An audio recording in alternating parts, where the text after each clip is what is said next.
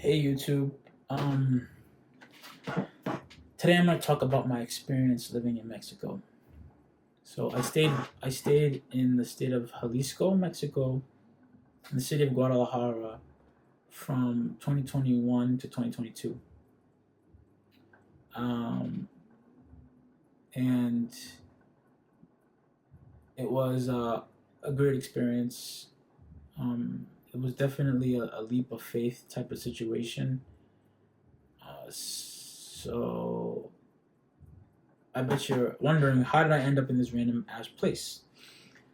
How did I end up in Guadalajara, of all places, in Mexico? Because most Americans, like, our relationship with Mexico, if we even have one, is like Tulum, Cancun. But I ended up in like a very niche area of the country. Um, so basically, it was like December of 2020. I had felt trapped, like many people had, by the pandemic, and I felt like I needed to get out. I felt like I needed to escape this whatever this was. So I booked a ticket to somewhere random. I said, let me go somewhere really random. And um, yeah, I had remembered that I met a girl in California in 2019 that was from Guadalajara, and like, just the way her personality was made me think, oh my god, if other people from Guadalajara like this, I would like to go experience this. And I've never been to Mexico, and I had a passport, so, and Mexico was the only place that was open, of course, at the time. So I was like, well, what the fuck? Why not just go? Um, so I did. I said, okay, let me book a ticket to Guadalajara, Mexico, and I went there for about a week and a half. I stayed at a hostel, and I met a girl there, and we kind of hit it off. So I had a reason to go back there, and and it was great living there. Um, Regardless of that relationship, it was great to experience a different culture, and the food in Mexico was so good. Like, I'm Nigerian, and Nigerian food to me is the best, but that food comes second, definitely. So, how was it actually living there? How was it being black there? Well, being black felt really great. So they don't care about your skin color to a certain extent, right? But that, to a certain extent, is just amazing. If you're a brother from the states, you know what I'm talking about. That tight-lipped look that white people give you, and you don't get that there. And it's just, there's a certain stress that you have here being black in the states that you don't have being black in Mexico, and just, I think I took that for granted when I was there. That, and being back in the states now, and having that, having that experience working, a 9 to 5 again. It's really interesting that I experienced not having that, and now I have it, and it's like it's like the Matrix. You can't go back, and I don't know. It's hard. So just some things surprised me about Mexico. Like, I thought when I was there I was gonna get shot immediately.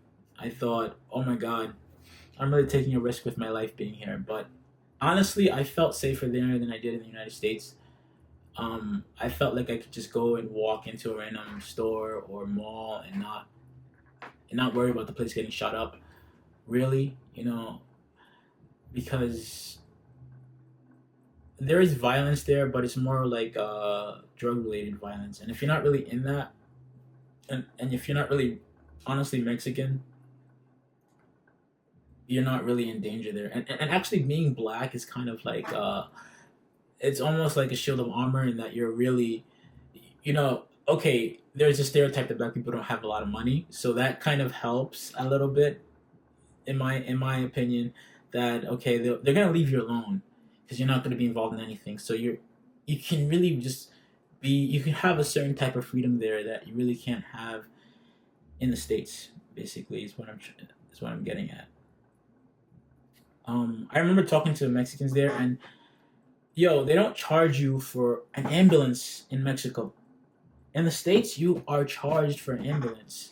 And that is something that's like, wait, how are we like the best country in the world if we have to, like, I remember my dad getting sick sometimes, and like he's like, "Oh, I'm just gonna drive myself to the hospital because I don't want an expensive bill," and he's like having a heart attack, and just the fact that they don't charge you for that there, it made me like that's one of the, I don't know, red pill moments I had when I was there.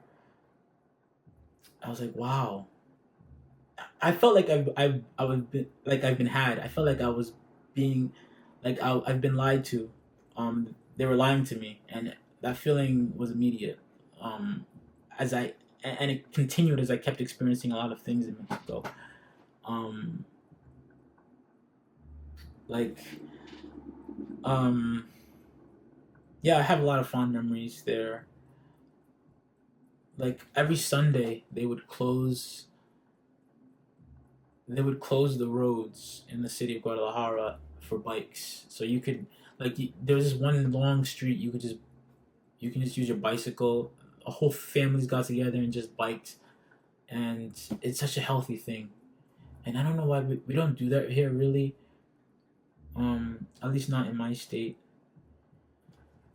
So yeah, I just wanted to share that small bit about uh living there, and living there. I realized that I don't really want to die in the United States. I don't want to live here for the rest of my life. Um, I mean, the United States is a, is you get a lot of opportunities here, but um, I don't know if it's all worth it.